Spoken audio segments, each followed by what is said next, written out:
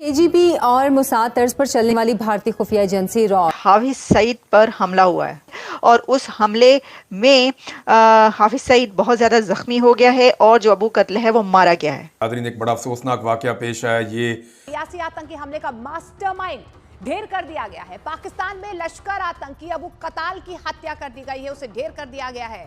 आतंकी हाफिज सईद का बेहद करीबी था अबू कताल। खबर देखें, बात यह है कि टोटली ये जो है इंडियन रॉ टारगेट सेलेक्ट कर रही है। उसका नाम अबू कत्ल बताया जा रहा है। अबू कत्ल को मार दिया गया है, यानी ये अगर आप सीधे सीधे लफ्जों में ये कहें तो एक और को टपका दिया गया है। क्या जो प्रिकॉशनरी मेजर्स लेने थे हमने उस अंदाज से लिए नहीं, वो कामयाब हो गए। काफी टाइम से जो है तकरीबन 1-1.5 साल हो गया है कि हम देख रहे हैं कि अननोन गनमैन निकलता है और उसके बाद जो हमारे अनमोल रतन है उनको उड़ा उड़ा के चला जाता है। वे ये पिछले कुछ अरसे से वो ये काम कर रहे थे। हस्ब तवक्को ट्रंप की इंतजामिया ने 43 ममालिक के शहरियों पर सफरी पाबंदियों की तजावीज़ दे दी हैं, जिसमें पाकिस्तान की शमूलियत के हवाले से मुतज़ाद खबरें गर्दिश कर रही हैं। गल वॉर हुई पाकिस्तान और इंडिया के दरमियान और उस वक्त इंडिया में प्राइवेट टीवी चैनल्स आ चुके थे।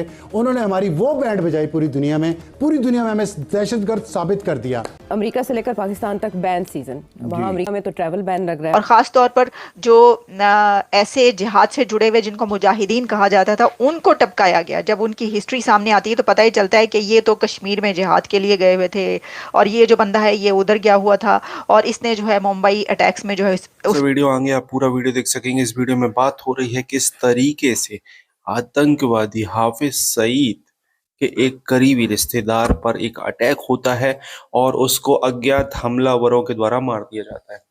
दोस्तों, हाफिज सईद तो आप समझ लें कि एक बुढ़ा है जो हमारे किसी काम का नहीं है। अगर वो मर जाएगा तो उससे हमारा ज्यादा नुकसान होगा। वीडियो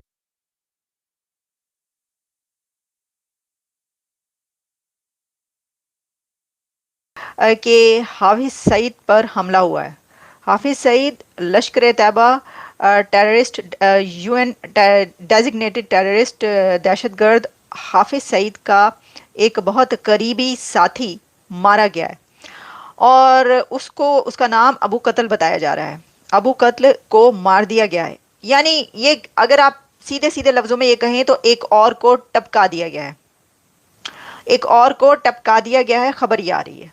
हम इसको इस तरह ले सकते हैं, वो आपको पता है कि टपक टपक के टपक रहे हैं, यानी कि कितने ही ज़्यादा टपकाए जा चुके हैं। कहीं किसी गली चौराहे कूचे में हर जगह से खबरें ही आती रहती हैं कि इसको मार दिया, उसको मार दिया। जगह जगह लोगों को टपकाया जाता रहा पहले, और ख़ास तौर पर जो ऐसे जिहाद से जुड़े हुए जिनको मुजाहिदीन कहा जाता था उनको टपकाया गया। जब उनकी हिस्ट्री सामने आती है तो पता ही चलता है कि ये तो कश्मीर में जिहाद के लिए गए हुए थे और ये जो बंदा है ये उधर गया हुआ था और इसने जो है मुंबई अटैक्स में जो है उसमें हिस्सा लिया था। उन सबको 1 से 2 साल के अरसे में आपने देखा कि कई ऐसी खबरें आती रहीं जो कि उनको टपकाया जाता रहा। तो अब ये हुआ है कि एक और को टपका दिया गया है और उसका नाम बताया जा रहा है अबू कत्ल। और इस वक्त जो इंडियन मीडिया है वो हर तरफ इंडियन मीडिया में यही खबर वायरल हो रही है कि भारतीय मीडिया ये कह रहा है कि जेहलम बाईपास पर एक गाड़ी गुजर रही थी, एक गाड़ी में हाफिज सईद और उसका बहुत करीबी साथी अबू कत्ल मौजूद था। उस गाड़ी पर हमला होता है और उस हमले में हाफिज सईद बहुत ज़्यादा ज़ख्मी हो गया है और जो अबू कत्ल है वो मारा गया है, वो कत्ल कर दिया गया है। और इस वक्त बाकी जो भी साथ थे उनको हॉस्पिटल पहुंचाया जा चुका है, अस्पताल में। अब क्या इससे जो है वो हाफिज सईद इस हमले के बाद बच पाता या नहीं बच पाता वो तो हमें पता चलेगा, लेकिन क्योंकि इसकी अभी तक अगर आप मुझे ये कहेंगे कि क्या ऑथेंटिसिटी है कहाँ पर, जैसा मैं आपको बता रही हूँ कि NDTV से लेकर इंडिया TV हर जगह पर, यानी ये नहीं है कि सिर्फ सोशल मीडिया पर खबर चल रही है। देखें, एक ये होता है कि सोशल मीडिया पे खबर चल रही है तो भाई आपने सोशल मीडिया से खबर उठा ली, लेकिन जैसा कि मैं आपको बता रही हूँ कि सोशल मीडिया पर तो ये खबर चल ही रही है, लेकिन ये बहुत ज़्यादा तेज़ी से वायरल हो रही है तमाम बड़े टीवी चैनल्स पर इंडिया के। तो देखते हैं कि अब दूसरी तरफ हमसाए में ये वाली खबर चैनल्स पर तो नहीं आ सकती, ना ही आएगी, लेकिन मीडिया सोशल मीडिया पर जो है ये होना शुरू हो जाएगी और होनी शुरू हो गई है। अच्छा, अब इसमें मैं देख रही थी कि क्या इसकी डिटेल्स हैं कुछ, और जैसे मैंने डिटेल्स तो आपको बता दी कि वो एक बड़ी ही अहम मीटिंग कर किसी बड़े ही कोई सरकारी अफसर के साथ अहम मीटिंग करके जो है वो किसी कमांडर के साथ वो वहाँ से निकल रहे थे और जेहलम बाईपास पर वो पहुँचे। वहाँ पर एक अनआइडेंटिफाइड मैन या मैन, एक था या कई एक थे, उन्होंने गोलियां चलाकर फायरिंग करके उनको हलाक कर दिया।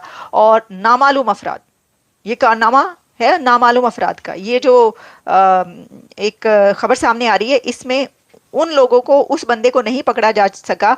और हम देख रहे हैं कि ये वाली एक प्रैक्टिस है। यानी अगर आप देखें कि वो कहते हैं ना कि खुरा कहाँ तक पहुंचता है, तो खुरा पहुंचते पहुंचते वो जो नजर आता है कि वो बंदा गायब हो जाता है।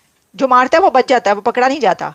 और वो पता ही चलता है कि भाई कोई मोटरसाइकिल पर आया था और उसने गोली चलाई और मार के चला गया। तो अब की बार भी यही हुआ है कि वो आया, उसने देखा और वो छा गया, और फिर उसने मुड़कर नहीं देखा। ये तो कहा जाता है ना शाहरुख खान जैसे लोगों के लिए, जो बड़े बड़े यानी सेलिब्रिटीज होते हैं, वो आया, उसने देखा और वो छा गया। नहीं, ये है वो आया, उसने गोली चलाई, मारा और वो चला गया, पतली गली से निकल गया, उसको नहीं पकड़ा जा सका। अभी तक लगता है कि यही होगा। हमारे यहाँ जी बहुत से अनमोल रतन है और उनके नाम आप सभी जानते हैं, कई बार हम बता भी चुके हैं। लेकिन जी अब निकला है एक अननोन गनमैन, और आपको पता ही अननोन गनमैन का कि काफी टाइम से जो है तकरीबन 1-1.5 साल हो गया है कि हम देख रहे हैं कि अननोन गनमैन निकलता है और उसके बाद जो हमारे अनमोल रतन है उनको उड़ा उड़ा के चला जाता है। कई बार पाकिस्तान की तरफ से ये भी कहा गया कि जी ये सारी कार्रवाइयां जो हैं और इस तरह के सारे स्टेप्स जो हैं वो भारत ले रहा है। लेकिन कई बार जो है भारत के लोग ये भी कहते हैं जी हमने तो कुछ नहीं किया और हमें क्या जरूरत पड़ी है करने की, और ये तो पाकिस्तान खुद ही कर रहा है। वैसे पाकिस्तान जो है वो FATF में भी 4 बार जा चुका है और इस वक्त भी जिस तरह की बातें चल रही हैं हमें लेकर, वो यकीनन हमें प्रॉब्लम तो क्रिएट हमारे लिए हो ही रही है। साथ साथ जैसे कि आप लोग जानते हैं कि तुर्खम बॉर्डर के ऊपर भी भारत कह रही हूँ, तो बार बार पता नहीं भारत कहाँ से बीच में आ जाता है, जरा साइड पे होइएगा भारत के लोग। हाँ ठीक है। हाँ, एक तो आप लोग जानते ही हैं कि तुर्खम बॉर्डर पर अफगानिस्तान और पाकिस्तान के बीच में क्लैशेस चल रहे हैं। जी हाँ, कहा यह भी गया है कि जी अफगान और पाकिस्तानी बॉर्डर पे जो है, यानी पाक अफगान बॉर्डर पे जो लोग रहा करते थे, यानी एक तो हमारे इलाके के लोगों की समझ नहीं आती बॉर्डर पे क्यों रहते हैं ये जाकर, ये इसी तरीके से पाक अफगान बॉर्डर पे भी रहते हैं। और यही हरकत जो है ये भारत और पाकिस्तान के वाघा बॉर्डर के या दूसरे जो बॉर्डर्स हैं जहां से कि आप जानते हैं कश्मीर वश्मीर में निकला आया जाया जाता है, ये वहां पर भी रहते हैं। और इसी वजह से जब किसी किस्म की कोई कह लीजिए कि फायरिंग होती है, कोई एक दूसरे के खिलाफ कोई एक्शन होता है, तो फिर तो दोस्तों आपने देखा ये पूरा वीडियो, बात हो रही थी पाकिस्तान के आतंकवादी हाफिज सईद और उसकी गैंग और उसके रिश्तेदार जो पूरी तरीके से भारत में एक जिहाद फैलाने का इन्होंने काफ़ी लंबे समय से एक प्रोसेस किया हुआ है। हालांकि भारत में इतना जिहाद फैलाने की जरूरत नहीं है, ऑलरेडी यहाँ के लोग बहुत जिहादी हैं, इसमें कोई दो राय नहीं है, बहुत जिहादी हैं भाई।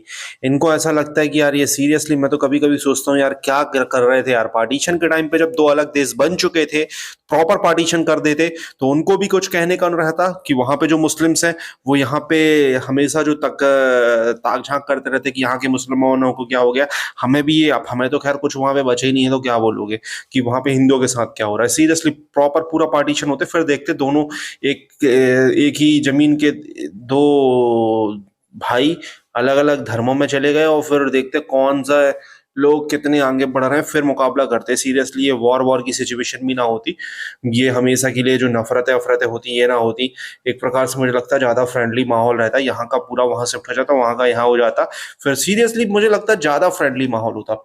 चलो ये टॉपिक से डिफरेंट बात कर ली है। हाफिज सईद के करीबी को जिस तरीके से वहां पर अज्ञात हमलावरों ने मारा है, उससे एक चीज साबित होती है कि भारत की जो इंटेलिजेंस है बहुत खतरनाक है। वहां पर वो चुन कर आतंकवादियों को लगातार मारती हुई आ रही है और हाफिज सईद को लगता है जानबूझकर नहीं मार रही। हाफिज सईद के ऊपर एक इंटरनेशनली बहुत बड़ा इनाम है। हाफिज सईद को हम अगर मार देंगे तो हाफिज सईद को मारने के बाद वो चैप्टर हो जाएगा क्लोज।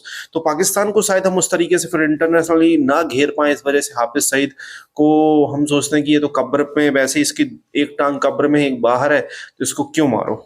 हालांकि 2 टांग कब्र में उसकी, क्योंकि वो सुअर है ना, तो उसकी 2 टांग कब्र है, 2 टांग बाहर है, तो इसको क्यों मारो, इसको जिंदा रखो। इससे पाकिस्तान को हम जितना इंटरनेशनली पाकिस्तान को प्रेशर डालेंगे वो हमें ज्यादा फायदा होगा। अब आपको क्या कहना है इस टॉपिक के बारे में, कमेंट अपनी राय दें, चैनल को सब्सक्राइब करें, लगातार आपको ऐसे वीडियो मिलते